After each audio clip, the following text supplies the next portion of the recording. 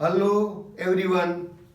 Our today's topic is lung, and this is the third lecture on the lung. This lecture I will start with root of the lung. Root of the lung.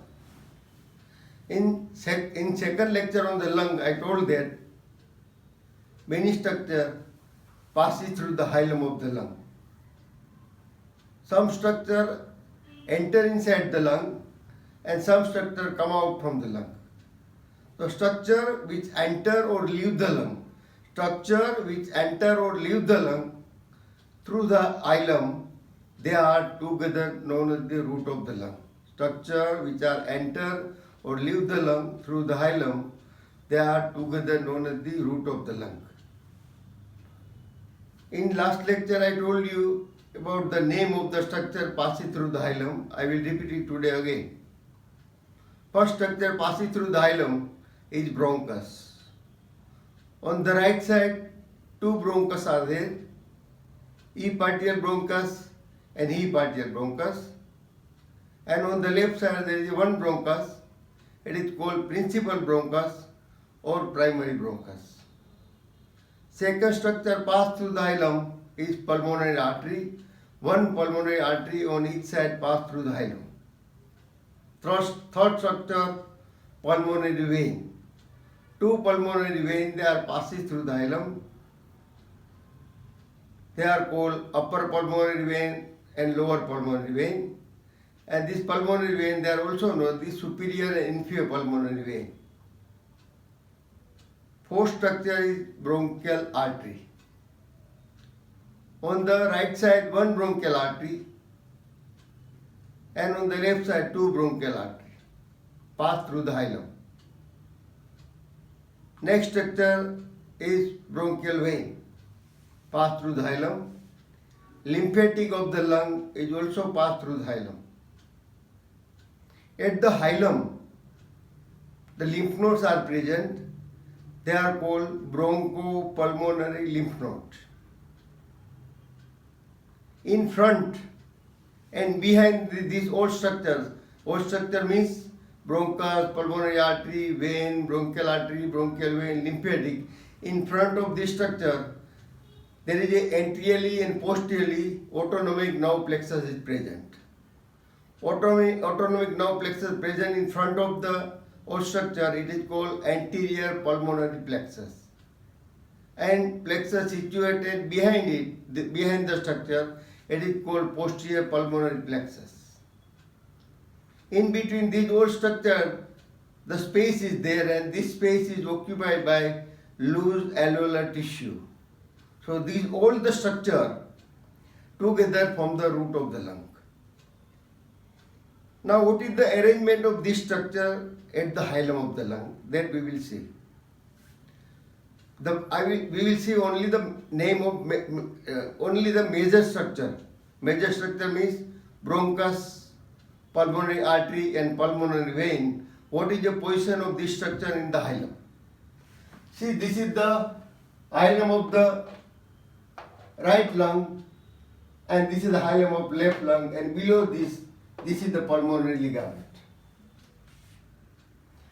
Now, in the hilum, this is the anterior, this is the posterior. In the left side, this is the anterior, this is the posterior. If you see the above downward arrangement, arrangement at the hilum, so in the right lung, most of upper structure pass through the hilum. It is a epicardial bronchus. Below it, pulmonary arteries pass. Below the pulmonary artery, the epicardial bronchus is pass. And below the epicardial bronchus, lower pulmonary vein is pass. The structure passes through the hilum of the right lung from above downward. Epicardial bronchus, pulmonary artery, epicardial bronchus and lower pulmonary vein. Now in the hilum of the left lung, above downward, you know that in the left lung there is only one bronchus. The first structure above downward is passed through the hilum, it is the pulmonary artery. Pulmonary artery. Below the pulmonary artery, this is the principal bronchus or primary bronchus, and below it, lower pulmonary vein. Lower pulmonary vein. It means that above downward, from above downward arrangement is not equal on both sides, because on the right side two bronchus are there, on the left side there is one bronchus. So if you see the anteroposterior arrangement, so anteroposterior arrangement of structure in the hilum is same. It is equal on both the sides. Postanteriorly on both the sides, pulmonary, upper pulmonary vein. Behind the upper pulmonary vein, pulmonary artery. And behind the pulmonary artery, the bronchus, here also bronchus. So anteroposterior arrangement is same on both sides. Again, anteroposteriorly first, upper pulmonary vein, pulmonary artery, and the bronchus. On the left side, here also pulmonary, upper pulmonary vein, pulmonary artery, and the bronchus. So anteroposterior arrangement is same on both the sides. Above downward arrangement is not same on both the sides. Now we will see the relation of the root of the lung. So anterior, what is the anterior relation of first? Anterior relation we will see in front of the root of the lung. Most anterior relation is anterior pulmonary plexus. Anterior pulmonary plexus. Second structure, phrenic nerve.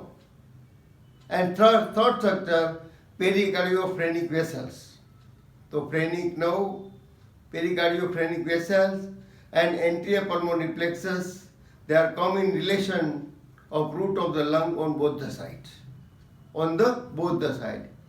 In addition, on the right side, in front of the root of the right lung, additional relation is superior vena cava and right atrium. Superior vena cava and right atrium. Now, posterior relation. Posterior relation of both the lung related to the posterior pulmonary plexus. Posterior pulmonary plexus, root. In addition, on the right side, posterior relation is right margin of esophagus. Right margin of esophagus. And on the left side, descending thoracic aorta. Descending thoracic aorta. Again, posterior relation, same on both the sides. It is posterior pulmonary plexus. Additional relation on the right side, posterior relation is this right margin of esophagus, and on the left side, posterior relation, additional posterior relation is descending thoracic aorta. Now, root of the lung. What is the upper relation of the root of lung? On the right side, upper relation is arch of azygos vein. Upper relation is arch of azygos vein. And on the left side, upper relation is arch of aorta. Arch of aorta. And lower relation is same on both the sides. That is the pulmonary ligament. Now we come to the lobes and fissure of the lung. See, this is the lateral surface of right lung, and this is the lateral surface of left lung. Now, in the right lung, two fissures are present. This is the oblique fissure and this is the horizontal fissure. This is the oblique fissure and this is the horizontal fissure. So, in the right lung, two fissures are there, oblique and horizontal. And in left lung, only one fissure is there. It is called oblique fissure. Now, in the right lung, due to the presence of the two fissures, right lung is divided into three lobes. Part of the right lung lying above the horizontal fissure, it is called upper lobe. Part of the lung lying below the oblique fissure, it is called lower lobe. And part lying between the horizontal fissure and oblique fissure, it is called middle lobe. It is called middle lobe. Again, part of the lung above the horizontal fissure, it is called upper lobe. Part lying between the horizontal fissure and oblique fissure is called middle lobe, and part lying below it, below the oblique fissure, it is called lower lobe. On the left side, only one fissure is there, it is called oblique fissure, and it divides the left lung into two parts, upper lobe of the left lung and lower lobe of the left lung. So on the right side, 3 lobes are there, on the left side, 2 lobes are there. Now we come to the difference between the right lung and left lung. What are the difference between the right lung and left lung? First difference, right lung is heavier than the left lung.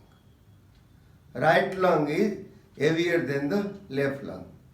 Weight of the right lung is 625 gram. Weight of the right lung is 625 gram, and weight of the left lung is 565 gram. 565 gram means the right lung is about 50 gram heavier than the left lung.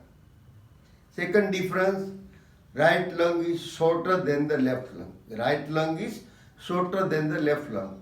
Why it is right lung is shorter? Because both the lung, you know that they are rest on the dome of diaphragm.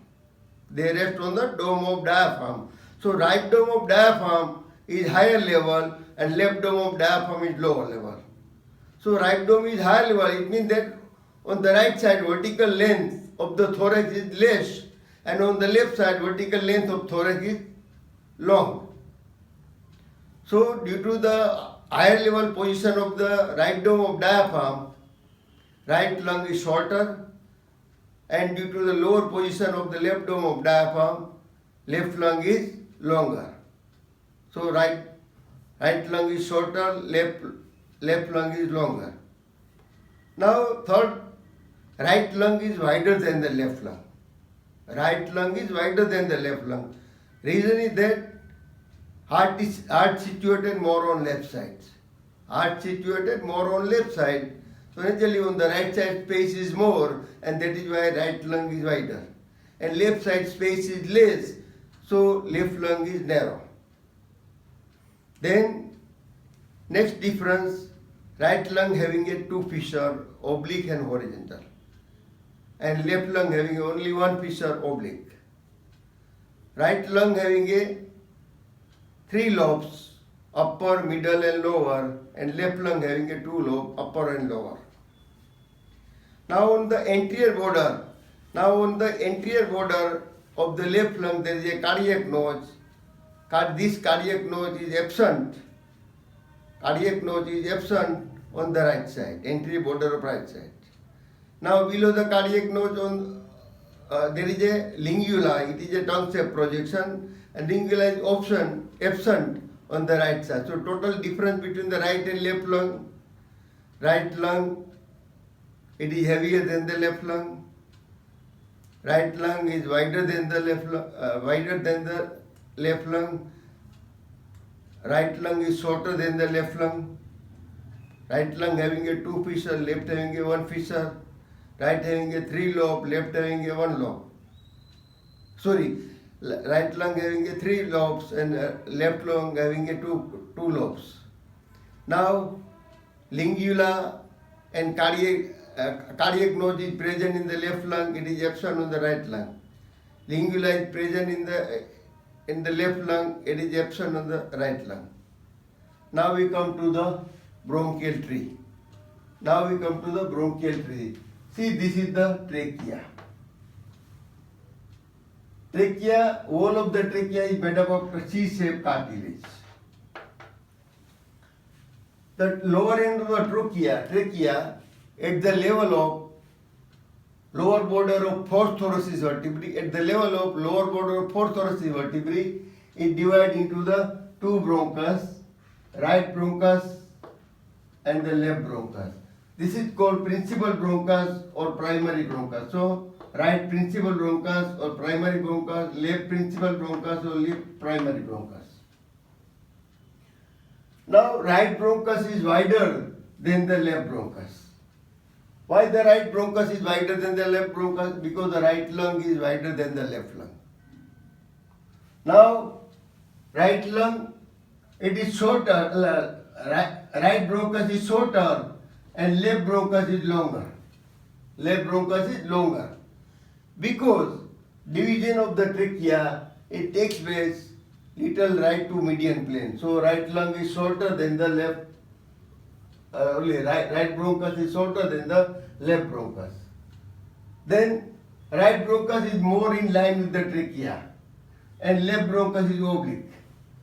So if any foreign particle is accidentally enter in the trachea, it is easily enter into the right bronchus because it is more in line with the trachea. Now the right bronchus, it divided, this is the first division, it is divided into three secondary bronchi. This is for upper lobe secondary bronchus, this is for lower lobe, middle lobe, and this is for lower lobe. So these secondary bronchi, they are also called lower bronchi.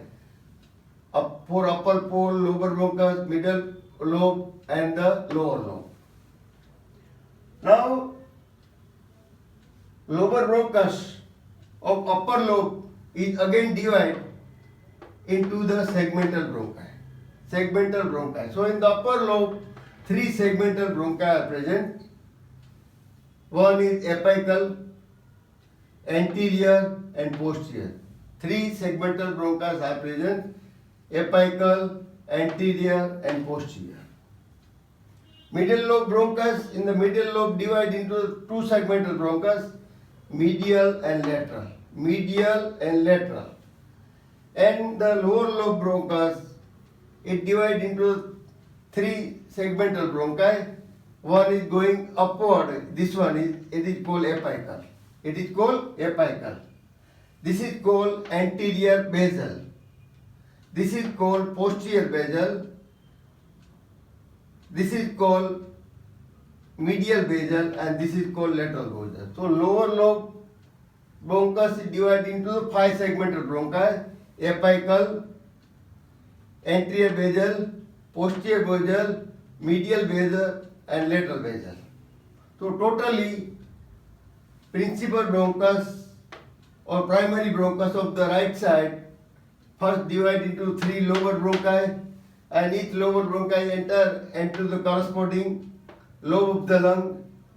Upper lobe of the lower bronchus is divided into three segmental bronchi: apical, anterior, and posterior. Middle lobe, medial, and lateral. And lower lobe bronchus is divided into the five segmental bronchi: apical, anterior basal, posterior basal, medial basal, and lateral basal. So totally segmental bronchi in the right lung, they are totally 10. 3 plus 2 plus 5 means 10. On the left side, left bronchus is divided into two lower bronchi. Lower bronchi also called secondary bronchi. So this is for upper lobe, this is for lower lobe. Upper lobe bronchus is divided into three segmental bronchi, four segmental bronchi: apico-posterior, anterior, superior, and inferior. It is divided into four segmental bronchi: apico-posterior, anterior, superior, and inferior. Lower lobe bronchus, lower bronchus is divided into four segmental bronchi: apical, lateral basal, posterior basal, and anteromedial basal. Again, apical, lateral basal, posterior basal, and anteromedial basal. So on the right side, the 10 segmental bronchi are present. On the left side, each lobe having a 4 segmental bronchi. The total segmental bronchi in the left lung, they are 8. Further division of what happened to the segmental bronchus, that we will see in the next lecture. Our today's topic is over.